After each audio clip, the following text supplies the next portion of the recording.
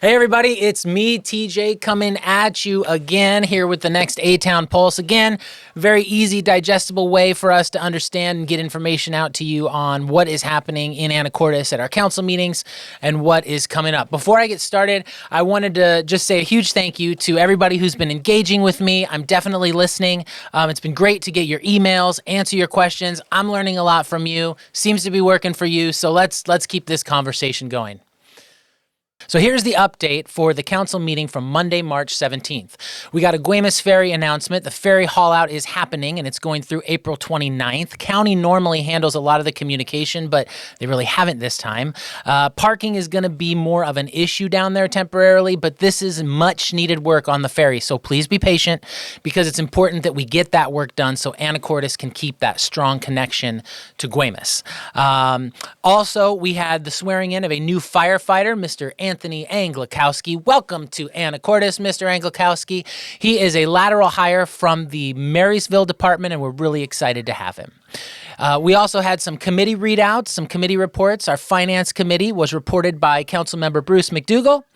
He let us know that revenue has generally trended down over the last 2 years, with the exception of our hospitality tax. Now, there's a lot of reasons for that, but the council is expecting to have a study session at some point where we can dig into this deeper, and because addressing this it's really a priority for me. Revenues to keep things happening in Anacortes are important. We also had a readout from the Public Works Committee by Councilmember Carolyn Moulton. She let us know that the wastewater treatment plant outfall project is on schedule. They're going to be tunneling instead of blasting, and that tunneling is going to start on April 4th, should be completed by July 7th. Now, this is a huge dollar item, but FEMA is paying for 95%. We pay, and then FEMA reimburses us, and they've been paying on time, but it's been about 3 months since we last submitted something, but we're optimistic. I'm optimistic that reimbursements will continue.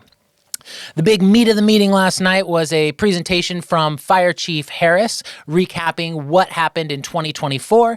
He went over the types of calls that we're having, the location of the calls, where they're coming from. In fact, Jim, can you throw that slide up there real quick? So you can see that most of the call volume is coming from within our city limits, but 36% of AFD calls come from unincorporated Skagit County or Swinomish Nation lands, like out by the casino. Now, if you're wondering why the AFD responds to calls outside of our city limits, I think it's really important to understand that approximately $4 million of our $9+ million fire budget comes from the Skagit County EMS. And speaking of budgets, let's get that other slide up there. Thank you.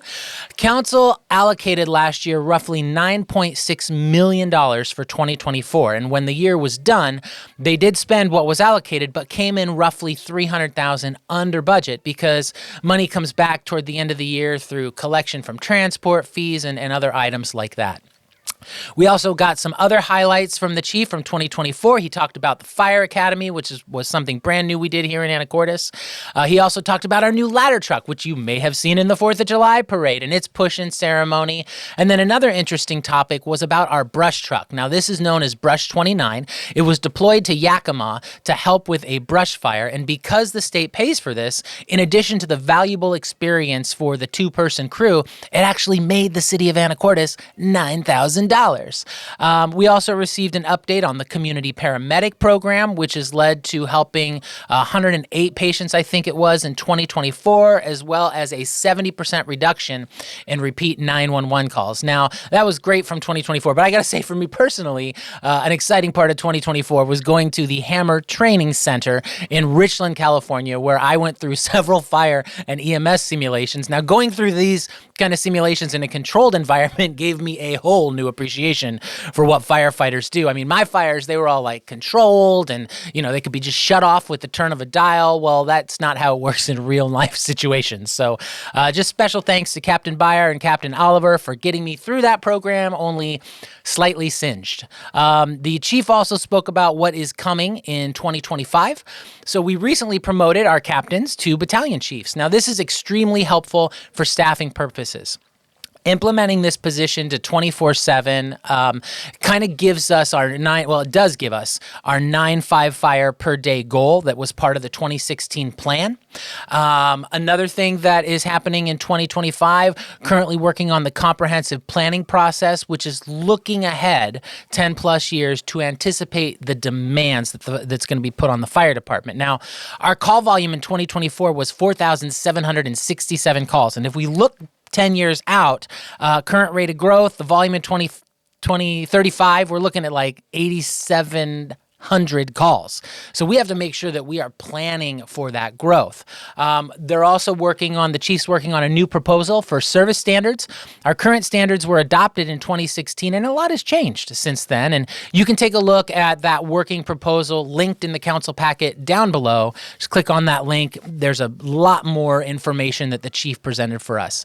The last agenda item was the council unanimously passed resolution 317 something to temporarily close R Avenue between 9th and 4th so that there's going to be no parking there. Now, sorry for the late notice, but we had to do a resolution because our current code, the existing right-of-way permit, it's not appropriate. It doesn't apply.